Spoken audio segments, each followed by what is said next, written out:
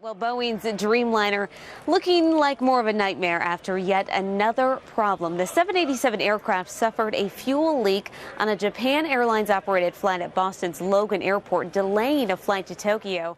WorkingPoorFamilies.org found nearly a third of all working families may not have enough money to meet basic needs. Sarah, well, Groupon pulling the trigger on gun-related deals. The Daily Deal site halting all of those gun-related offers. Hey there, good morning, Pat. Well, we're keeping an eye on the stress tests on the big banks today. That'll basically tell us how well the nation's biggest banks are doing with the recession behind us. The nation's largest retailer just can't seem to keep up. Walmart has fewer than 130 clinics in business, and it's closing their locations faster than opening them. You know what? Keep in mind that your iPhone cannot love you back. Get this, though. Coupon Cabin did a survey, and 43% of respondents said they would be just as upset, if not more so, if their iPad broke than if they broke up with their significant other. 37% of people said they would rather spend an evening with their iPad than go out on a date.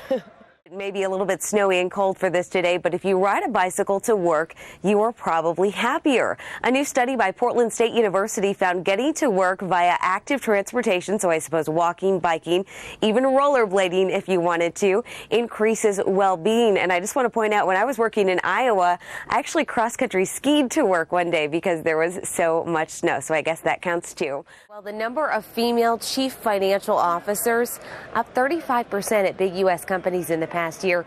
Bloomberg counts 54 women CFOs at S&P 500 companies, up from 40. But that still leaves men holding almost 90% of those top finance spots. As much of the Midwest, including you guys there in Indy, braces for another winter storm, it turns out budget cuts could have an impact on how much warning we get for major weather events.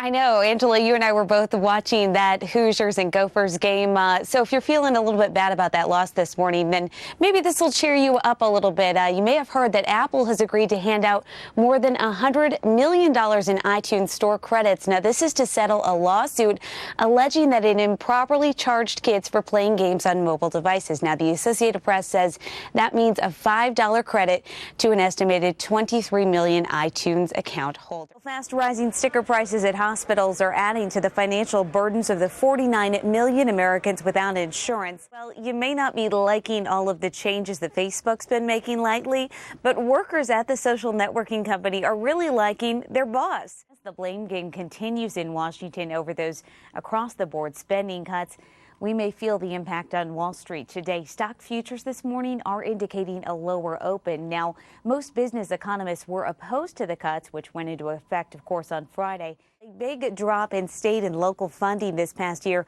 pushing tuition costs at public colleges and universities to a record high. Stocks are trading a bit lower as investors weigh economic data. We've also had some unimpressive second quarter earnings results.